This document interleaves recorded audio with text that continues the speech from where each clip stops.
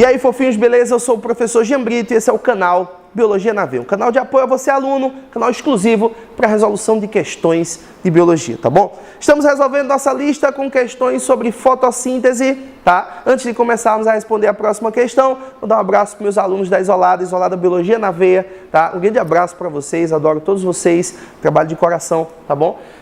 Vamos juntos até a sua aprovação, né? Então, vamos responder agora a nossa questão de número 7 da lista sobre fotossíntese, tá bom? Vamos ver o que é que ela trouxe pra gente. Se todos os açúcares produzidos pelo processo ilustrado abaixo em um ano tivessem a forma de cubos de açúcar, haveria 4 trilhões deles. Se fossem dispostos em linha, esses tubos se estenderiam da Terra até Plutão. Isso representa uma imensa produção de energia. Sobre o processo abordado, no enunciado, observe a imagem abaixo e analise as afirmativas. Gente, nessa imagem, nós temos aí uma planta, tem uma luz solar, a raiz da planta está absorvendo água, percebam aí na raiz a água entrando, a água vai ser conduzida lá para a parte superior da planta, não é isso? Vai ter absorção de CO2, percebam as setas entrando aí no CO2, absorção de CO2 pelas folhas. E a consequência desse processo vai ser liberação de oxigênio e produção de glicose. Gente, para quem não percebeu, esse esqueminha mostrado aí dessa plantinha está mostrando para a gente o processo de fotossíntese, tá bom? Vamos relembrar a equação geral da fotossíntese, ó. Essa fotossíntese aqui, que a gente vai chamar de fotossíntese aeróbia. A gente chama de fotossíntese aeróbia, tá, gente? Porque é aquela fotossíntese que libera O2. Essa é que normalmente a gente estuda no ensino médio. Tem a fotossíntese anaeróbia também que libera enxofre, né? Não é essa que a gente vai falar aqui, é mais comum essa daqui. Na fotossíntese aeróbia, percebam, o organismo fotossintetizante utiliza 12 moléculas de água mais 6 CO2. Em presença de luz e clorofila, ele produz o próprio alimento, ó, C6H12O6. Produz ainda 6 águas e 6 moléculas de O2. Se você analisar bem aí no esquema que a questão trouxe, é a ideia da fotossíntese que está sendo representada.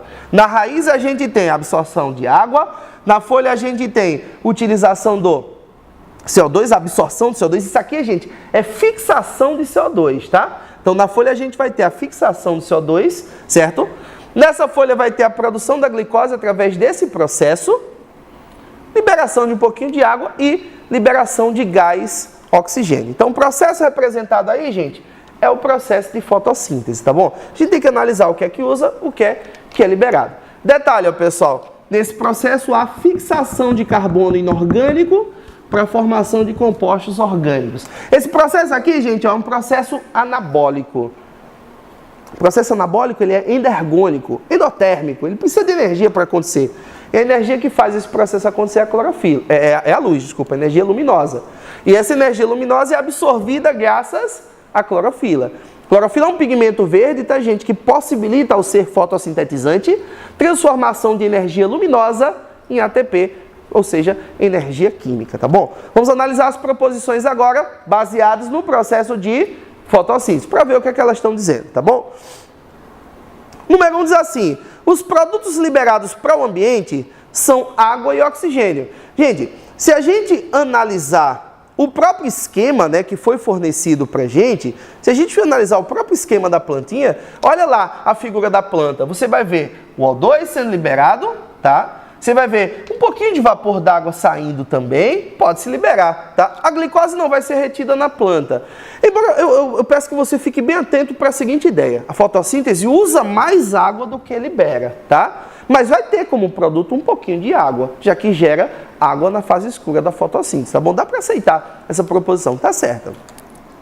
Número 2 diz assim, o processo ilustrado acima refere-se à respiração vegetal. Gente, planta respira? Respira. Mas esse processo não é respiração, esse processo é a fotossíntese. Se fosse respiração, estava tendo liberação de CO2. Você vê que a seta no esquema, o CO2 está entrando, sendo absorvido pela folha, tá bom? Então não é respiração. Descarta 2, vamos para 3. 3 diz assim: ocorre a absorção de dióxido de carbono pelas folhas. Gente, essa questão é facinho, né? Até aí, é só analisar a figura, o CO2 está entrando na folha, tá certa a ideia, né? Pode guardar aí a 3 como correta. Número 4. É um processo que ocorre na presença de luz? Sim, tá, gente? Embora a fotossíntese seja dividida em fase clara e fase escura, sem fase clara não tem fase escura, então de dia vai ter fotossíntese, à noite não tem, então precisa de luz para acontecer o processo. Tanto a fase clara como a escura, só que a escura não usa luz diretamente, tá bom? Então, tá certa a ideia da 4, que diz que é um processo que ocorre na presença de luz solar. 5. A água utilizada no processo é absorvida pelas folhas. Gente, é uma questão basicamente de análise da figura.